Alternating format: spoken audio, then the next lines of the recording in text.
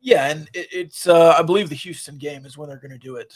So that'll be good. And that segues us to the bottom of the conference, which I have Houston near, not at the bottom, but this is something we're going to do. This is an official Big 12 conference media poll.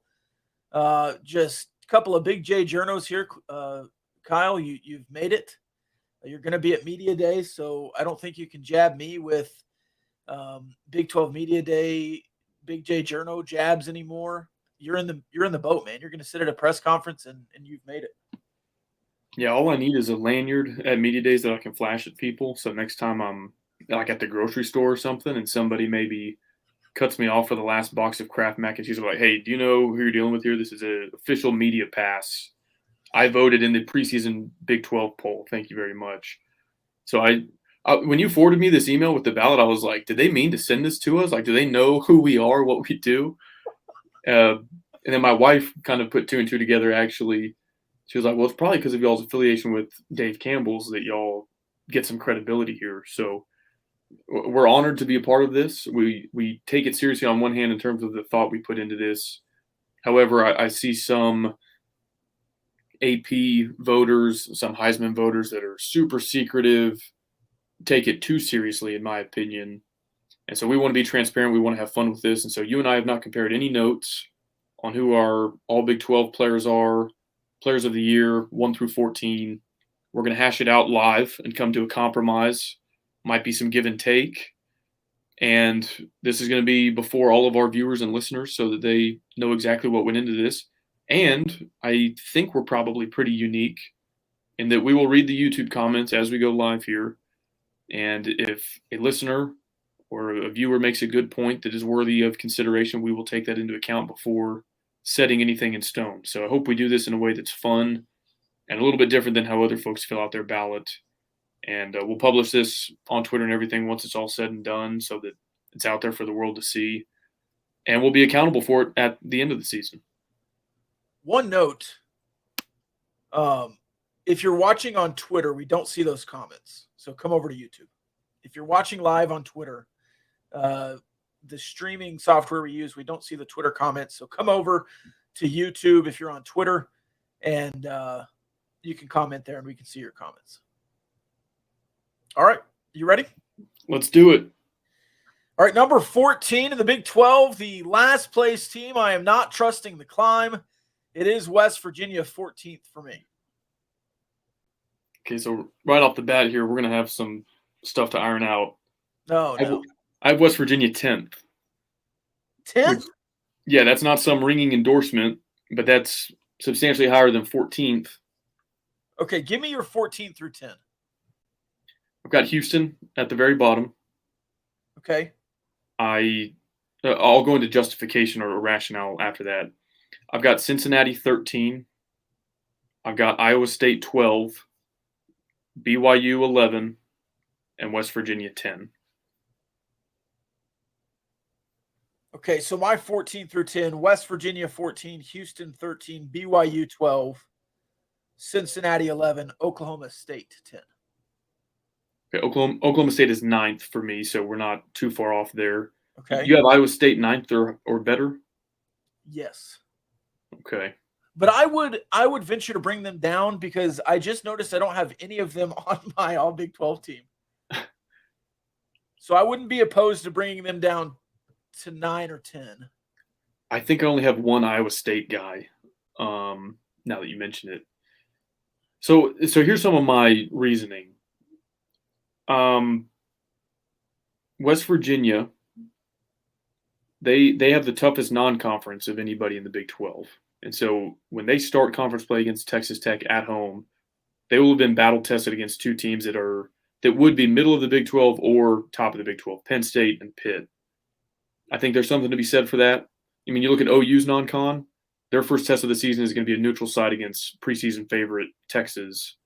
Two totally different stories there. As you know, I'm a believer in Garrett Green, assuming he gets named the starting quarterback, which we're not going to put anything past your favorite head coach. If they lose to Penn State and Pitt, Neil Brown is not going to be coaching in the Big 12. You might be right, yeah. So Now, Bob Huggins might have bought him some time because they might not want to do a full makeover back to back here. And they could be doing a basketball search all football season. I don't know. But so you had Houston at 13? I have Houston at 14. They're losing Clayton Tune, a guy who started a lot of games, was a good quarterback for them. They're losing their best running back. They're losing Tank Dell. They're losing that guy who sacked us 6 times in Lubbock last year. So it's I don't know. I see no returning production. I see a coach that's checked out. I see a team making a transition to a Power 5 that looks, in my eyes, less equipped than the other newcomers to make that transition. And it was hard to put anybody below them. Okay. So I'll concede with 14 at Houston because I have them at 13. You have them at 14. Okay. I'm hard pressed at putting West Virginia at 12 or lower. Okay. Will you consider that? Yeah. So I'll explain some other. So I had Iowa State at 12. I'm willing to move them up because I do think there's upside there. I like Matt Campbell as a coach. I think that they have certain players that could make a leap this year. Hunter Deckers, Jyrell Brock.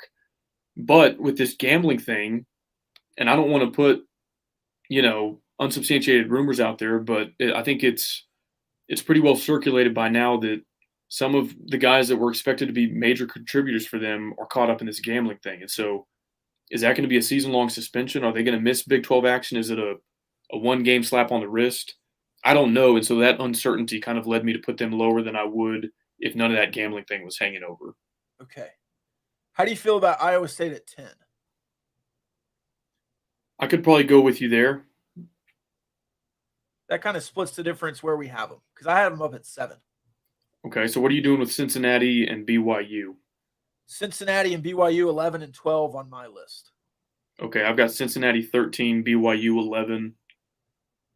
So if we slot West Virginia at 12, is that what we agreed to do? We could do that. So who do you want to put 13th? Is Cincinnati okay with you? Yes. Okay.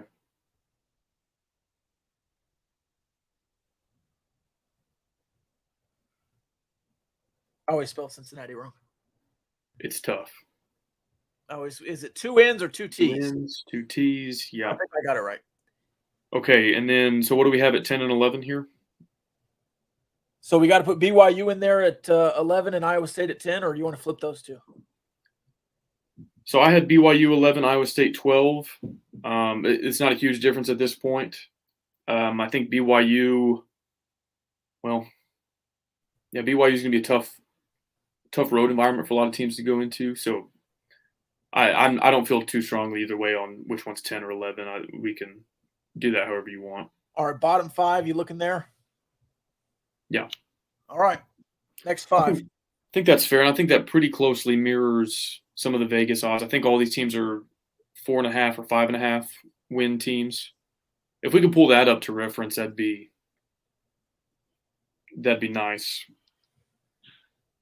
Do you want me to search for that real quick? Search for what? The Big 12 win totals. Oh yes, yeah. If you could. Yeah, let me find that real quick. And then I'll read you my next 5. So I have Kansas at 9, Oklahoma State still on the board for me at 10, UCF 8, and then I had Iowa State 7. TCU would be 6 for me.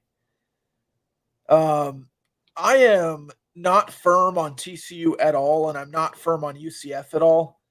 I'm actually kind of staunch on Kansas. I could move Kansas up. So and Oklahoma State, now that I was looking at some of what they have coming back on defense, even though they lost a lot, I would be open to moving Oklahoma State up quite a bit. All right, before we get ahead of ourselves in that, do me a favor. Next to Houston, put 4.5. Okay. Houston and Cincinnati both 4.5, actually. West Virginia also 4.5. BYU 6, and Iowa State 5.5. So only some slight variance to this point. Okay. Okay, so my next 3, I had Oklahoma State 9, I had Kansas 8, and Baylor 7. I'm with you on the Oklahoma State defense. I think that they've got some playmakers there. I also think that there's a credible argument to be made that Alan Bowman is not a top 11 or 12 starting quarterback in this league. And so I think that limits their ceiling substantially. I think Alan Bowman's a top 8 quarterback in this league. There's no way. Coming back, he was when he was here. Okay, I'm going to name guys that no hesitation I would take over Alan Bowman real quick. Just no particular order. All Ewers, yes. Yeah. Gabriel. Sure. Will Howard.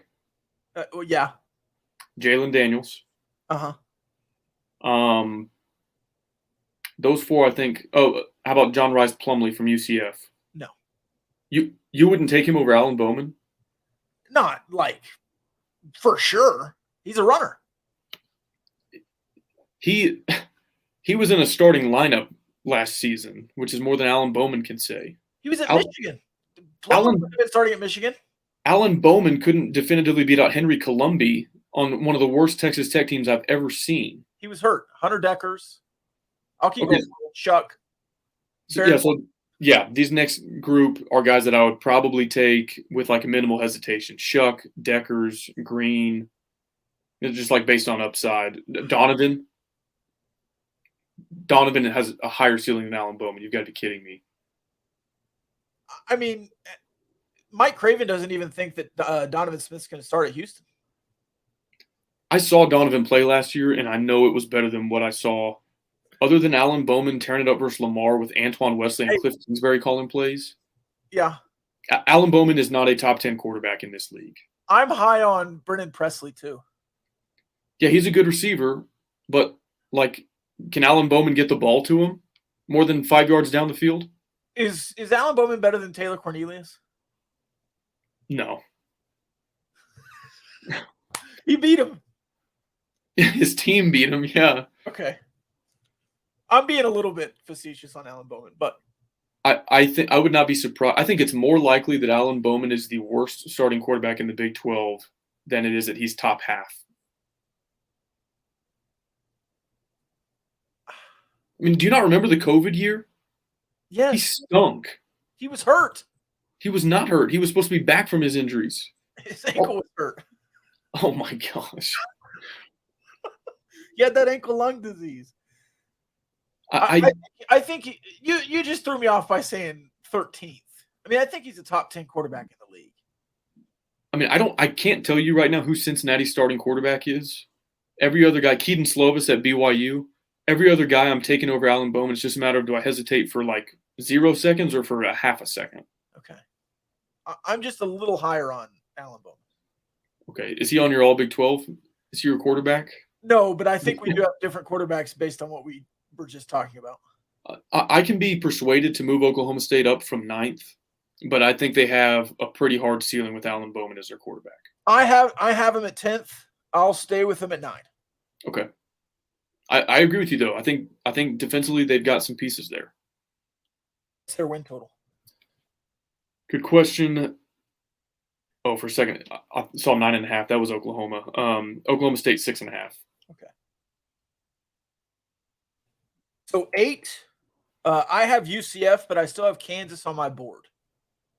So my next 3 now that Oklahoma State is off the board, I've got Kansas 8, Baylor 7, UCF 6th. And I think that honestly a lot of those are pretty fluid.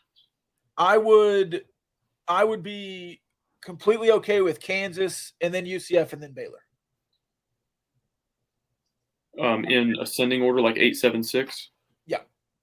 Yeah, I'm fine with that. Like I said, I think those are really close, kind of splitting hairs. So are you still not sold on Leipold and the Jayhawks? I know you were kind of skeptical last year. What are your thoughts on them going into this season? No, I think they can absolutely win 6 games. And in college football, I know you have 9 conference games in the Big 12, but you also get 3. And a lot of teams can win 4 conference games. I think it's going to be that way in the Big 12 this year. I think West Virginia, Houston, and Cincinnati are going to struggle in the Big 12. They might win 1 or 2. And then there's going to be 6 or 7 teams that win 4 or 5 Big 12 games.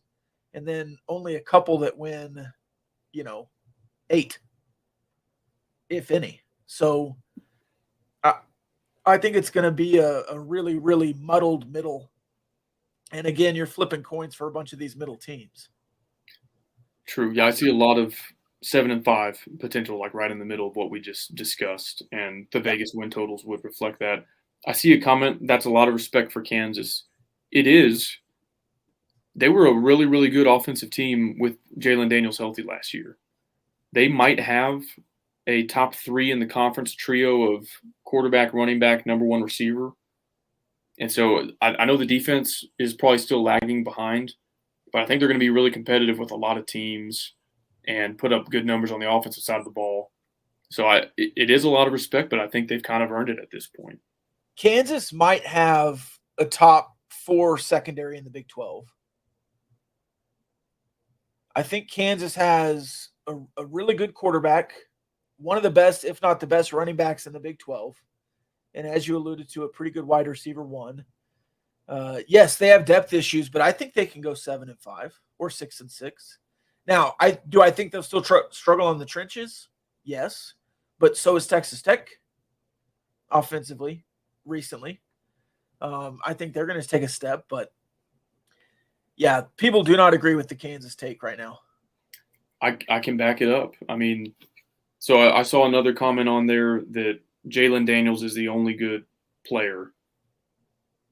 They've got an offensive lineman that is going to be on some of these preseason Big 12 watch lists. Devin Neal ran for 1,000 yards last year on less than 200 carries. He's the only returner with 1,000 yards. Yeah. So, like, Jalen Daniels isn't the only good player. They've got, again, I'm not saying that their defense is great, but they've got other dudes besides Jalen Daniels. And even when he was out, they did pretty okay with Jason Bean. Like, they were still moving the ball, putting up numbers. And again, 8th in the Big 12 could be 7-5. Yeah. It's not like we're picking them to win 9 games here. Yeah, so their win total 6.5. So I could see them going 6-6, 7-5 very easily. UCF is 6.5. This is all, by the way, according to DraftKings Sportsbook as of May 5th. So these might have moved a little bit.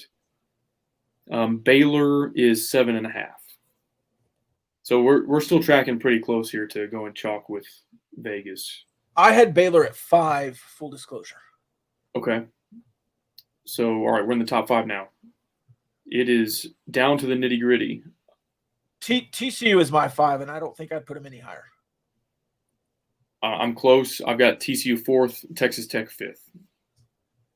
I'll put Texas Tech over TCU and own that one.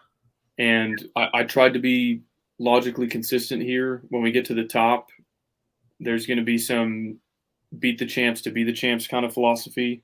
So same deal. I know TCU lost a lot. They also went 12-0 in the regular season last year. And sure, tons of question marks on if they can replace some of that production that got them there. But I don't know if I'm comfortable putting an 8-5 team that lost to them head-to-head last year over them in the preseason predictions. Of course, I'm rooting for that as a fan of Texas Tech, but that was my justification for how I went 4-5. I'm comfortable. Do you want a paper, rock, scissors here, or are you comfortable with my staunchness? No, let's do it how you've got it. TCU 5th, Texas Tech 4th. Win totals, TCU 7.5, Texas Tech 7.5.